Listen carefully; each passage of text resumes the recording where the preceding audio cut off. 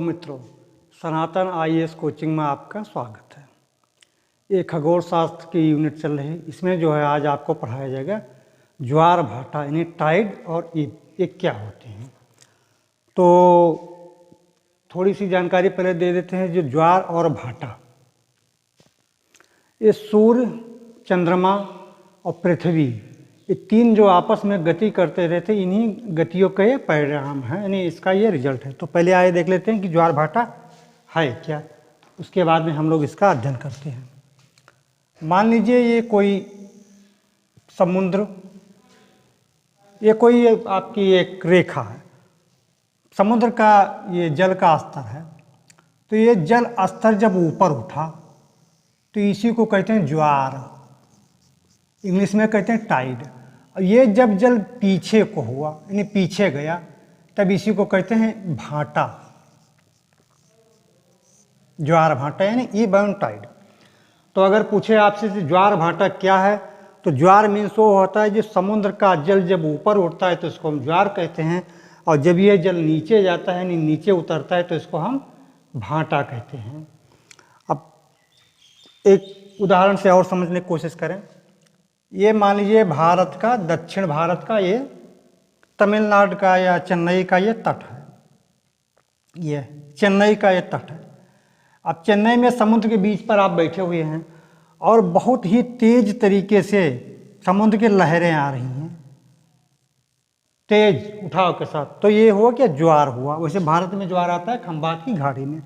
और ये जब जल बाहर जा रहा है, पीछे को हट रहा है, तो इसको कहते हैं भाटा। यानी जल जब ऊपर की तरफ आए तो इसको ज्वार कहते हैं, और जब ये जल नीचे की तरफ मैंने विपरीत ये पुनः वापस जाने लगे तो इसको भाटा कहते हैं। तो आप ये समझ गए होंगे कि ज्वार भाटा है क्या। अब आइए देखते हैं कि ज्वार भाटा आता क्यों है, इसके आने के क्या क्या कारण हैं और इससे फायदा क्या है। तो ये पूरी वीडियो इसी ज्वार भाटे पर है, आप इसको बहुत सावधानी पूर्वक देखें, सुने और समझें। देखिए ज्वार भाटा आने के कारण, पहले ज्वार भाटा आने का कारण, ये क्यों आते हैं, इनके कारण क्या हैं। तो ज्वार भाटा आने के कारण, पहला कारण क्या है, सूर्य और चंद्रमा के गुरुत्वाकर्षण शक्ति। पहला कारण, सूर्य व चंद्रमा की गुरुत्वाकर्षण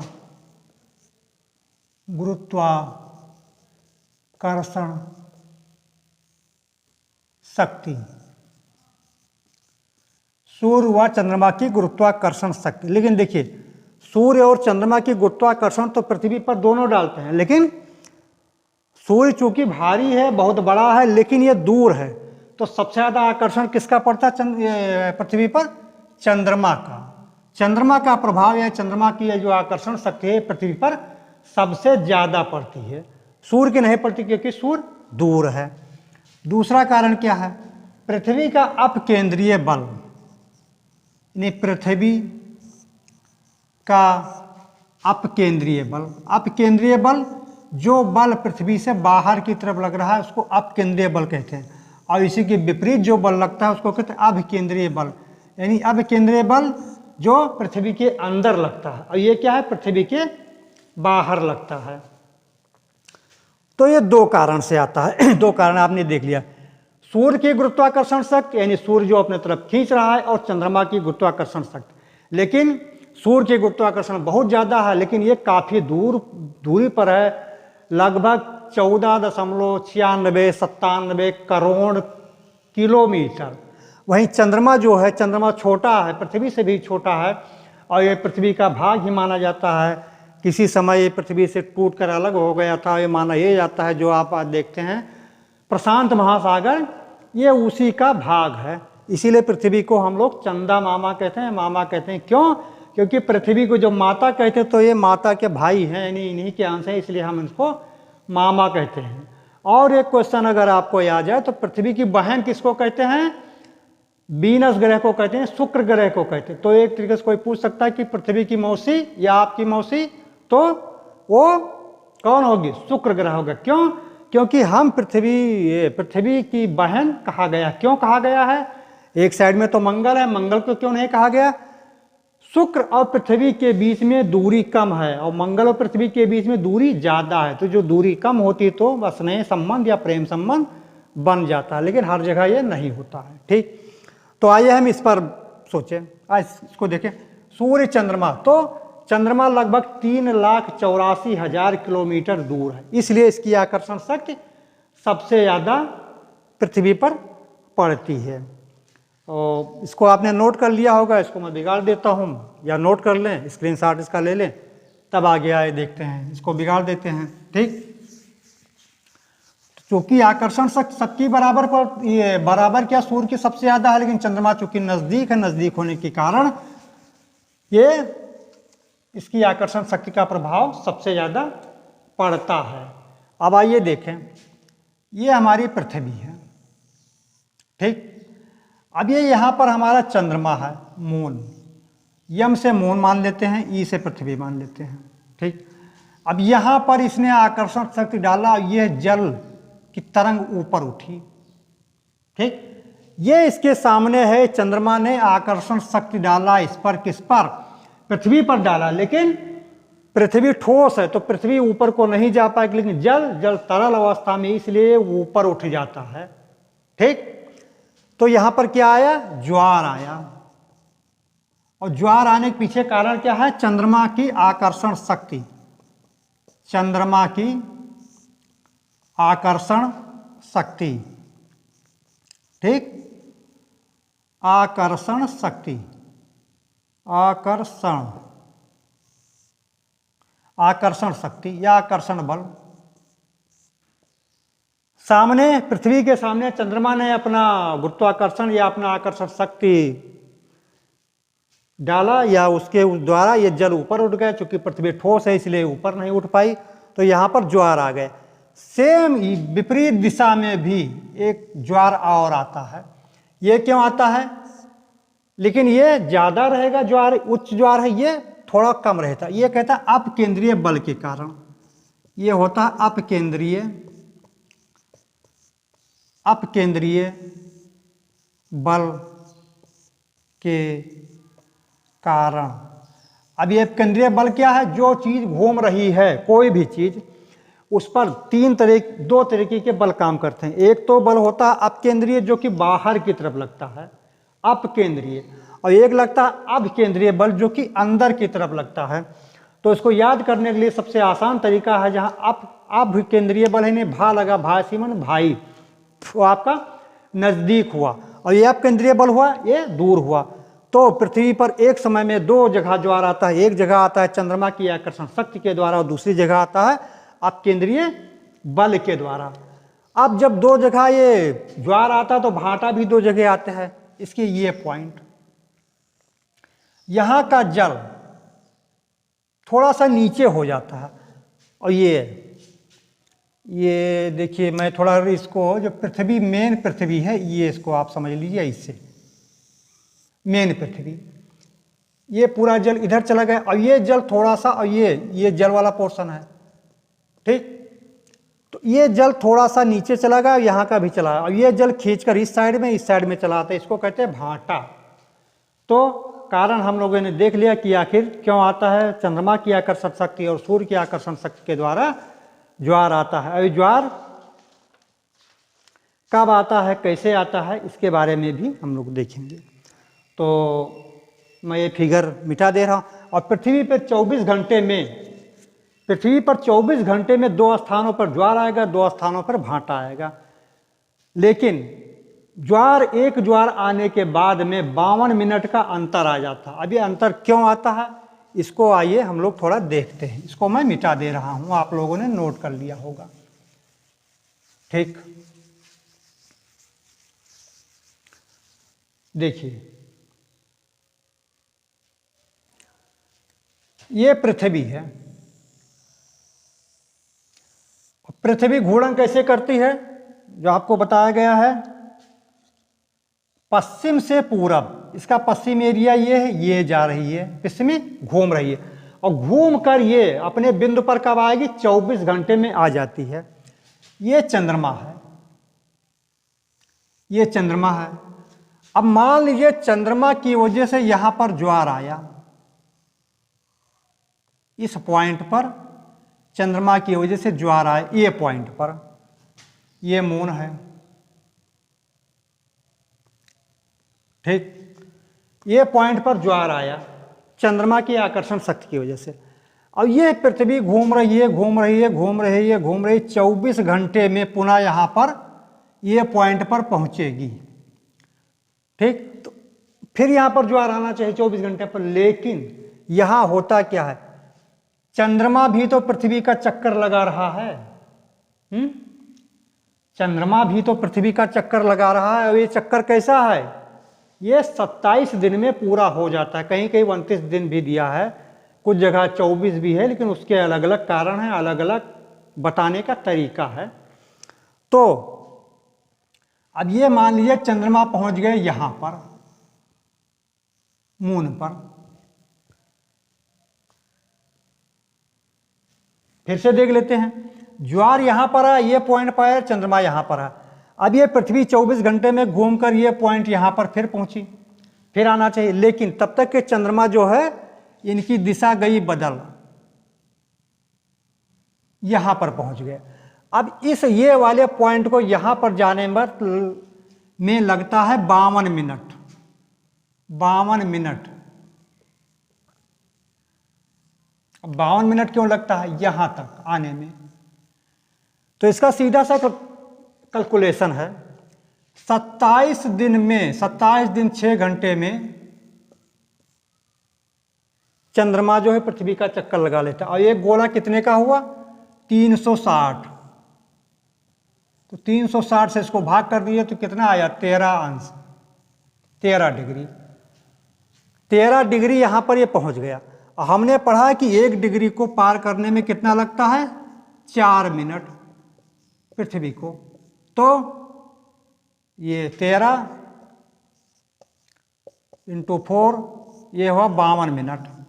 अब 52 मिनट पर यहां पर जब ये पॉइंट पहुंचेगा तब फिर ज्वार आएगा, यानी ज्वार आने पर 24, ये एक ज्वार जो है कब आता है, 24 घंटे 52 मिनट पर आएगा, दोबारा जो अंतर आ जाता है, नहीं एक ज्वार दूसरे ज्वार, मतलब पहले ज्वार के आने के बाद दूसरा ज्वार आएगा 24 घंटे के बाद। यहां लिख देता हूं, पहले ज्वार के बाद दूसरा ज्वार, दूसरा ज्वार 24 घंटे 52 मिनट में आएगा। और क्यों आएगा, इसका कारण आप समझ चुके हैं, इसका कारण आप समझ चुके हैं। ये मान लीजिए बी पॉइंट है, ठीक। एक बार फिर से समझ लेते हैं, ये पृथ्वी है, इस पॉइंट पर ज्वार आया। अब ये पृथ्वी 24 घंटे पर अपने स्थान पर घूम गई, पुनः इस पॉइंट पर पहुंचे, लेकिन चंद्रमा भी तो पृथ्वी का चक्कर लगा रहा है, तो चंद्रमा यहां से यहां पहुंच गया। अब अगर कैलकुलेशन करेंगे 27 दिन 6 घंटे में पूरा ये पृथ्वी का चक्कर लगा लेता है, पूरा गोला 360 अंश का होता है, तो अगर भाग कर देंगे तो 13 डिग्री आया, 13 डिग्री आगे बढ़ गया। और 1 डिग्री को पार करने में 4 मिनट, तो यानी कि 13 चौको 52, ये 52 मिनट आ गया। 24 घंटे 52 मिनट पर दूसरा ज्वार आएगा, ठीक। और 2 ज्वार के आने का बीच का समय, क्योंकि अब यहां भी तो आएगा, तो कितना हुआ, 12 घंटे 26 मिनट। तो इसको मैं यहां पर लिख देता हूं, 2 ज्वार आने के बीच का समय 12 घंटे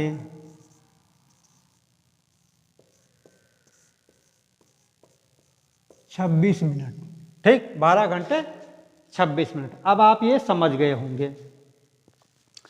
अब भाटे की स्थिति भी देख लेते हैं। भाटा क्या है, चौथाई है, एक पोर्शन ये, एक पोर्शन ये, एक पोर्शन ये, एक पोर्शन ये, तो ये कितने में आएगा? 6 घंटे 13 मिनट। इसको निकाल लीजिए, 12 घंटा तो 6 घंटा 13 मिनट में भाटा आएगा। तो इसको आप समझ गए होंगे, आप इसको नोट कर लीजिए और या स्क्रीनशॉट ले लीजिए। इसके बाद मैं इसको मिटा दे रहा हूँ, फिर आगे देखते हैं होता क्या है। ठीक, कौन कौन सी स्थितियाँ बनती हैं, ज्वार कब कब आता है, बृहद ज्वार कब आएगा, उच्च ज्वार कब आएगा, निम्न ज्वार कब आएगा, ये सारी स्थितियाँ हम लोग देख लेते हैं। तो ठीक, और आप ये नोट करते हो, वीडियो हमारा आप देखते रहिए और अपने मित्रों को भी बता दीजिए ताकि वो देखते रहें, उनका जो है। ठीक, एक तो होता है दैनिक ज्वार। दैनिक ज्वार, दैनिक ज्वार, दैनिक ज्वार। दैनिक ज्वार क्या है? दैनिक ज्वार जो है, जो एक ही दिन में 2 बार आता है, उसको दैनिक ज्वार कहते हैं। वही एक दिन में, दैनिक ज्वार एक दिन में 2 बार आता है, इसको हम क्या हम कहते हैं? दैनिक ज्वार। तो एक वही जो आपको समझाए थे, तो पहला ये पॉइंट पर ज्वार आया, मान लीजिए ये पॉइंट था, फिर ये पॉइंट पर ज्वार आया, आकर्षण शक्ति, ये पॉइंट पर ज्वार आया, ये वाला। या रुकिए, फिर से थोड़ा इसको बता देते हैं। ऐसे अब ये पृथ्वी है, तो ये पॉइंट पर ज्वार आया कौन? चंद्रमा के आकर्षण शक्ति के द्वारा। ये चंद्रमा की आकर्षण शक्ति के द्वारा, आकर्षण शक्ति, आकर्षण शक्ति के द्वारा ये ज्वार आया, ये पॉइंट पर। और यहां पर सेम यहां का बी पॉइंट पर आया, तो क्या है? अपकेंद्रीय बल के कारण,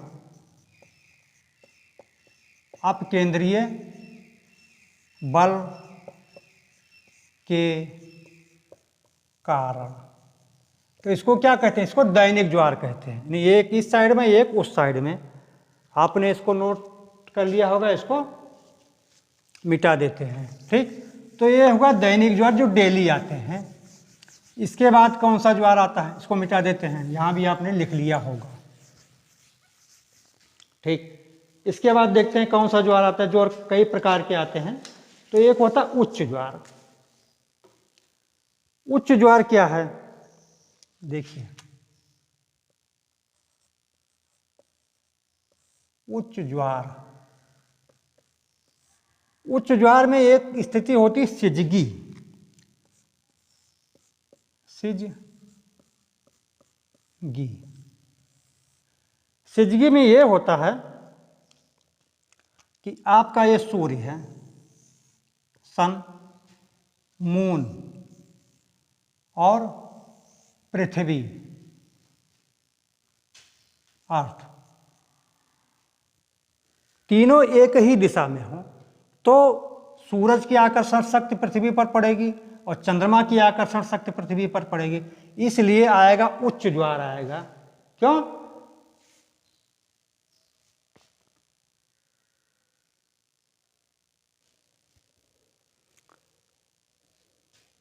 देखिए, सूर्य की आकर्षण शक्ति पृथ्वी पर, चंद्रमा की आकर्षण शक्ति पृथ्वी पर, टोटल एक ही दिशा में है, तो ये उच्च ज्वार आ गया। इस स्थिति को सिजगी में कहते हैं युति। युति। एक कंडीशन क्या होगी? एक कंडीशन में ये होता है कि आपका ये चंद्रमा इस साइड में आ जाए, तो सूर्य भी इस पर आकर्षण शक्ति डाल रहा है, इस पर भी आकर्षण शक्ति डाल रहा है, तब भी ज्वार आएगा। इसको कहते हैं उच्च ज्वार। मतलब एक ही डायरेक्शन में है, इसलिए उच्च ज्वार आएगा। और इसको क्या कहते हैं? इस कंडीशन को कहते हैं बीयुति। युति बीयुति याद करने के लिए सबसे आसान तरीका हमने बताया है, क्लास में भी बताते रहते हैं। बीयुति मतलब बीच में पृथ्वी आ जाए। बीच में पृथ्वी आ गई तो वियुति, और युति पृथ्वी एक साइड में है, तो ये हो गया। अब इसके बाद इसको मिटा देते हैं। इसके बाद देखते हैं निम्न ज्वार। ये उच्च ज्वार हो गया, निम्न ज्वार। निम्न ज्वार कैसे आता है? देखिए निम्न ज्वार, निम्न ज्वार। अब निम्न ज्वार कैसे आता है, इसको जो है ये देखिए सूर्य हैं, सन, और ये आपकी पृथ्वी है, ये अर्थ है। तो अब क्या होगा कंडीशन, इसमें चंद्रमा यहाँ पर होते हैं। अब चंद्रमा यहाँ पर कैसे होंगे, अमावस्या से चंद्रमा बढ़ते रहते हैं, तो शुक्ल पक्ष की अष्टमी सप्तमी या अष्टमी या कृष्ण पक्ष की सप्तमी या अष्टमी को चंद्रमा पृथ्वी सूर्य ये समकोण पर होते हैं। तो ये कब है, शुक्ल पक्ष है, शुक्ल पक्ष कब हो रहा है, सप्तमी, सप्तमी, अष्टमी, सप्तमी अष्टमी को। अब ये समकोण पर हैं, ये इधर प्रभाव डाल रहे हैं, इस तरफ साइड में खींच रहे हैं, या इस साइड में खींच रहे हैं, तो बल जो है बढ़ रहा है इधर भी उधर भी, तो क्या आएगा, तो ऐसी कंडीशन में निम्न ज्वार आएगा, ऐसी कंडीशन में निम्न ज्वार आएगा। और ये कंडीशन एक और बनती है, यही चीज ये है शुक्ल पक्ष में। अब कृष्ण पक्ष में क्या होगा, कृष्ण पक्ष में चंद्रमा यहां कर दीजिए, तब भी समकोण बन रहा है। अब समकोण बन रहा है तब भी आधी ताकत इधर जा रही है, आधी ताकत इधर जा रही है, एक साइड में खींच रहे हैं, दूसरे एक साइड में खींच रहे हैं। इससे क्या होगा, निम्न ज्वार आएगा। और ये कब होता है, कृष्ण पक्ष की सप्तमी या अष्टमी, कृष्ण पक्ष की सप्तमी अष्टमी, यानी 7वें या 8वें दिन ये कंडीशन होती है जब निम्न ज्वार आता है। ठीक, आपने नोट कर लिया होगा, समझ जाइए। ये सूर्य है, ये पृथ्वी है, ये समकोण पर है, तो ताकत इनमें बट जाती है, इसलिए ये ज्वार निम्न ज्वार आता है। दूसरा है विषुवत रेखीय ज्वार, आइए उसको भी देखते हैं। विषुवत रेखीय ज्वार, अब इसमें क्वेश्चन आपसे बनता है कि निम्न ज्वार कब आता है, तो सीधा सा आप लगा दीजिए सप्तमी या अष्टमी को, वो चाहे कृष्ण पक्ष की हो चाहे शुक्ल पक्ष की हो।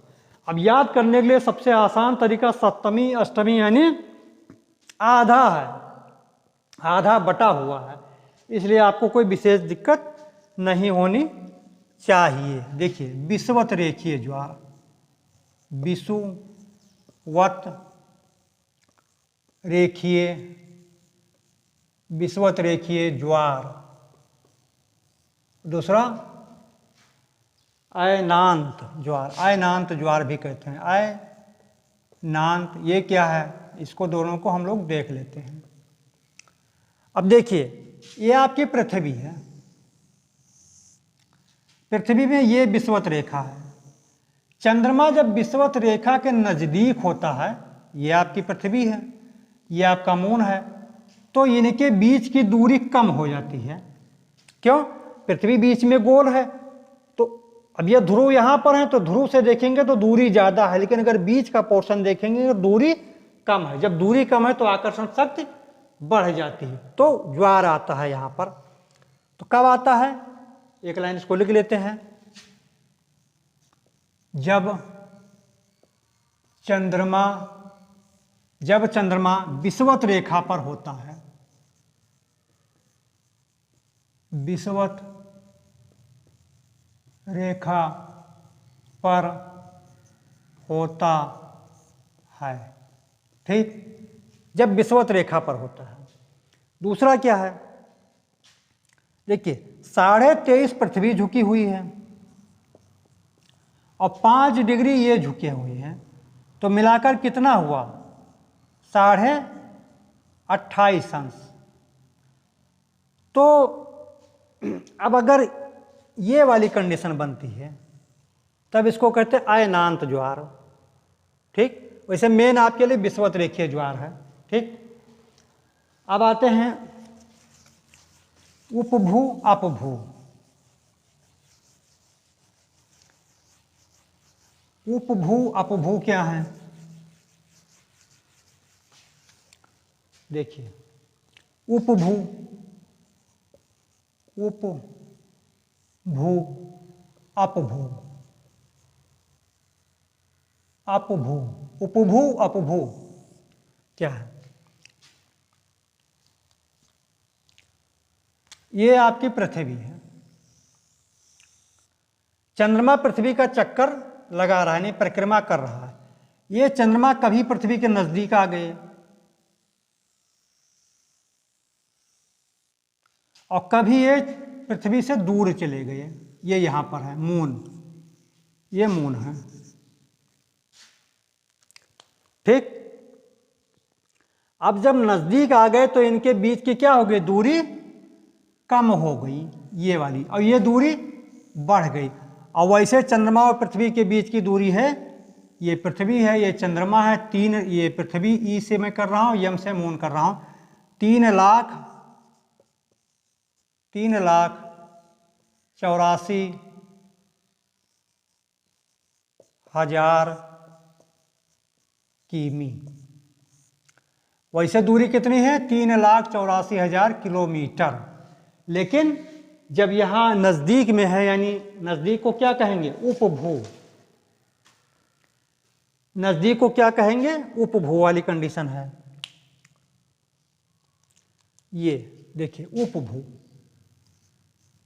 उपभू, उपभू में कितना हो जाता? 3,57,000 किमी दूरी। उपभू में चंद्रमा पृथ्वी के बीच की दूरी 3,57,000 किलोमीटर रह जाती है, यानी कि दूरी कम होगी। जब दूरी कम होगी तो जाहिर सी बात है आकर्षण शक्ति बढ़ जाएगी, और जब आकर्षण शक्ति बढ़ जाएगी तो ज्वार क्या होगा? उच्च ज्वार आएगा। ज्वार क्या होगा? उच्च ज्वार आएगा। सीधा सा फंडा है, विशेष दिमाग लगाने की जरूरत नहीं है। जब आकर्षण शक्ति बढ़ जाएगी तो उच्च ज्वार आएगा। ये क्या है? उपभू। उपभू मतलब नजदीकी। और दूसरा कंडीशन क्या होता है? ये अपभू। अपभू, अपभू क्या है? जब चंद्रमा दूर हो गया। चंद्रमा जब दूर हो जाता है तो दूर हो गया तो कितनी दूरी हो गई? वैसे तो एवरेज 3,84,000 थी, लेकिन ये 4,70,000 किमी अब बढ़ गया, यानी दूरी बढ़ गई। कहाँ? एवरेज 3,84,000 थी, या 4,70,000 हो गई। तो अब ये उपभू में कितनी थी? 3,57,000, अब 4,70,000 हो गई। तो इसी में क्या होगा? आकर्षण शक्ति कम हो गई तो ज्वार क्या होगा? निम्न ज्वार आएगा। क्या होगा? निम्न ज्वार आएगा। ठीक, फिर से एक बार इसको रिवीजन कर दें।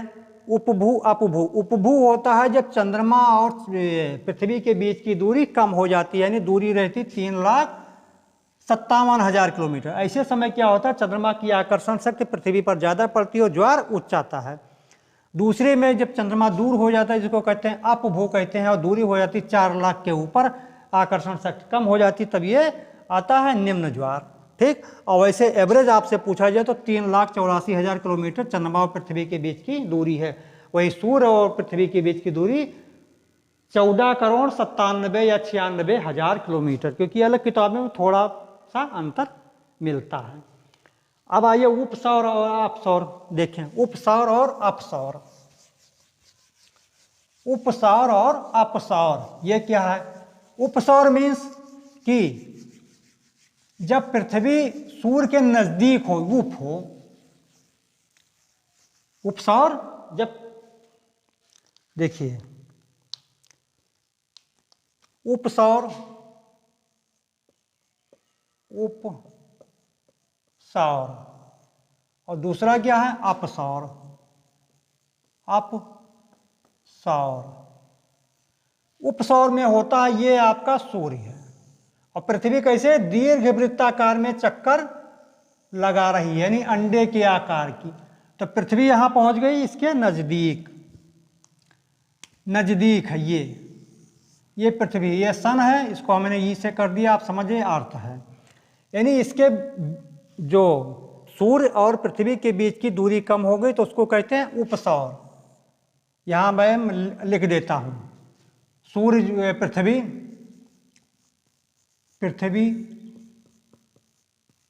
सूर्य के नजदीक।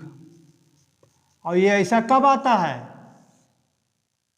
ऐसा कब आता है, 3 जनवरी को। ये मैं पहले पढ़ा चुका हूं, 3 जनवरी को होता है। अब जब नजदीक हो गए तो जाहिर सी बात है कि आकर्षण शक्ति इस पर पड़ेगी और ज्वार उच्च आएगा। तो क्या होगा, ज्वार उच्च आएगा, उच्च ज्वार, उच्च ज्वार। अब दूसरी कंडीशन क्या आती है, दूसरी कंडीशन ये आती है कि पृथ्वी दूर हो गई, यहां पर आ गई, तो इसको क्या कहते हैं, अपसौर। यानी पृथ्वी सूर्य के बीच में दूरी बढ़ जाती है। ये पृथ्वी सूर्य के बीच दूरी बढ़ना, बढ़ना, ठीक, ये अपसौर कहलाता है। और ये कब होता है, 4 जुलाई को। ये भी आप पहले पढ़ाया जा चुका है, लेकिन एक बार और पढ़ने क्या दिक्कत है, 4 जुलाई को।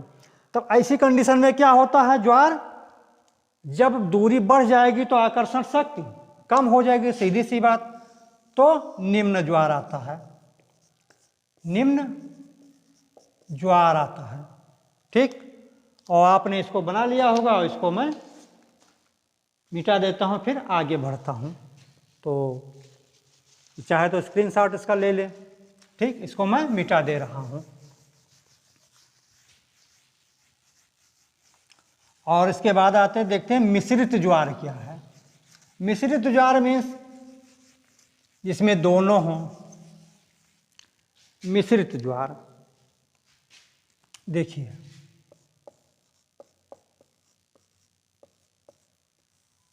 मिश्रित ज्वार, मिश्रित ज्वार क्या होता है, मिश्रित ज्वार में होता है किसी स्थान पर असमान ऊंचाई के ज्वार जब आते हैं। मिश्रित ज्वार क्या होता है, किसी स्थान पर, यहां मैं लिख दे रहा हूं, किसी स्थान पर असमान ऊंचाई के, असमान ऊंचाई के ज्वार आते हैं। किसी स्थान पर असमान ऊंचाई के ज्वार आते हैं, मीन्स एक इतना हो गया, एक इतना हो गया, फिर एक इतना हो गया, फिर एक इतना हो गया, तो ये मिश्रित है।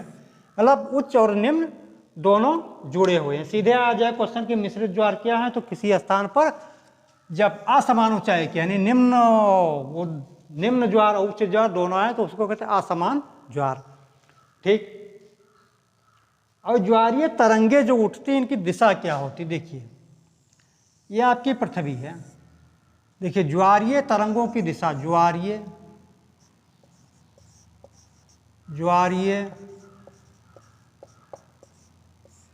तरंगों की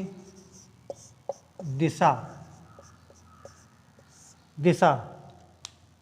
अभी इसको मैं लिख दे रहा हूं, अभी मैं समझा दे रहा हूं। ये कैसे थे, पूरब से पश्चिम, पूरब से पश्चिम।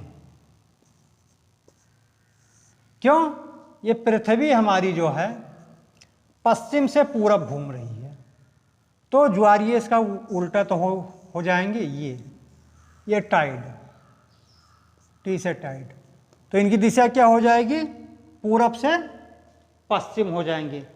समज्वारीय रेखा क्या होती है, एक ये भी देख लेते हैं। देखिए समज्वारीय रेखा यहां मैं लिख दे रहा हूं, समज्वारीय रेखा। समज्वारीय रेखा क्या है? समज्वारीय रेखा है जो एक समान ज्वार को मिलाए।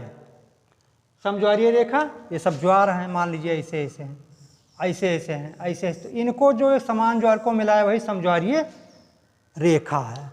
तो इतना कुछ हो गया ज्वार। अब ज्वार में आता है कि ज्वार कहाँ पर आते हैं, फैक्ट के बारे में बताया गया है, और ज्वार से क्या क्या फायदा होता है। तो आइए ज्वार के महत्व हम लोग देख लेते हैं कि ज्वार से फायदा भी तो होता है।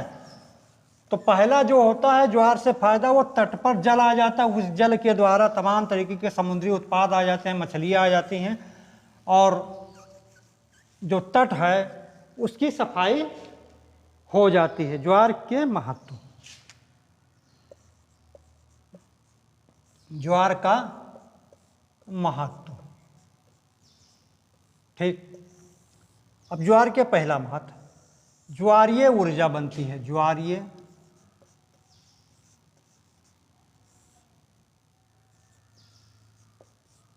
पहला महत्व क्या है? ज्वारीय ऊर्जा इससे बनती है, ठीक।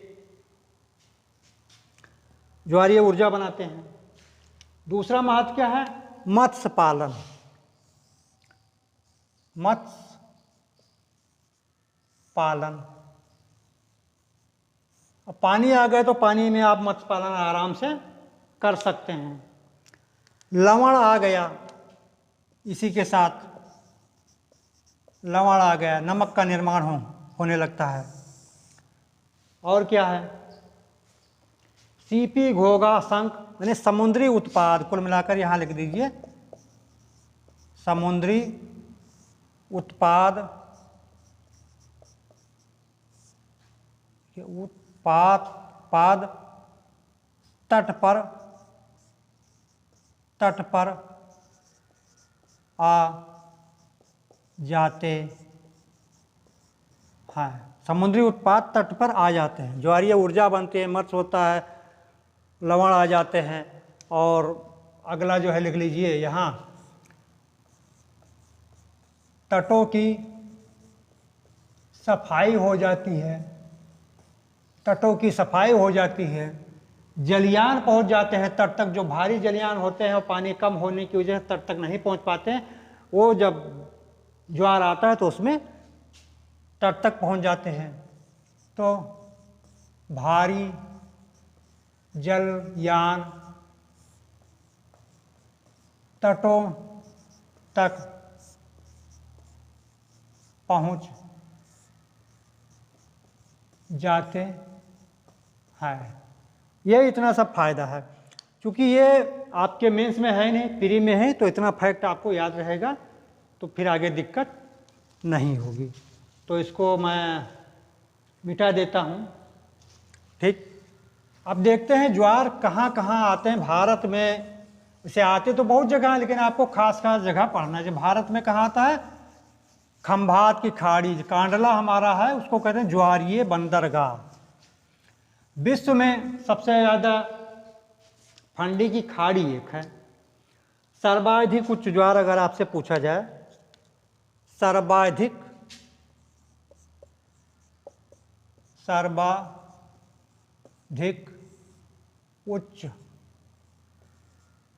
उच्च ज्वार, तो आप क्या करेंगे? फंडी की खाड़ी, फंडी की खाड़ी, ये 18 से 19 मीटर तक आता है, 18 से 19 मीटर तक। आ जाए क्वेश्चन, आपसे पूछा जाए सर्वाधिक उच्च ज्वार कहाँ आते हैं, तो आप जो है निशान लगाएंगे फंडी की खाड़ी में, ठीक। और दूसरा है साउथहैम्पटन,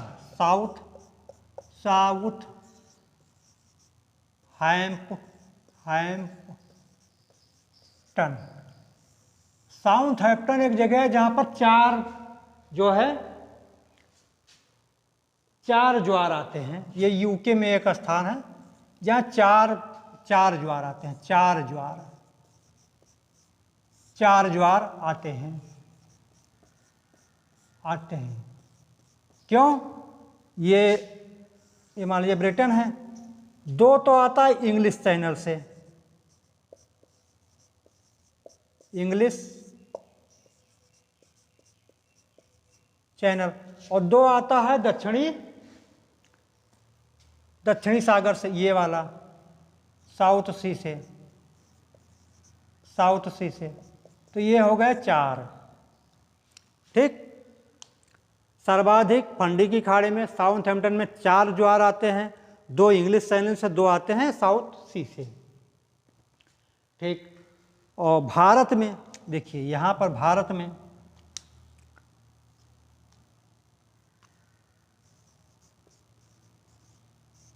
में खंभात की खाड़ी, खंभात की खाड़ी में, खंभात की खाड़ी में ज्वार आते हैं। खंभात की खाड़ी, कच्छ की खाड़ी।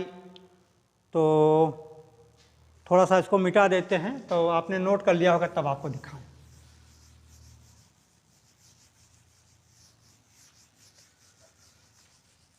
देखिए, ये है गुजरात, ये है खंभात की खाड़ी, खंभात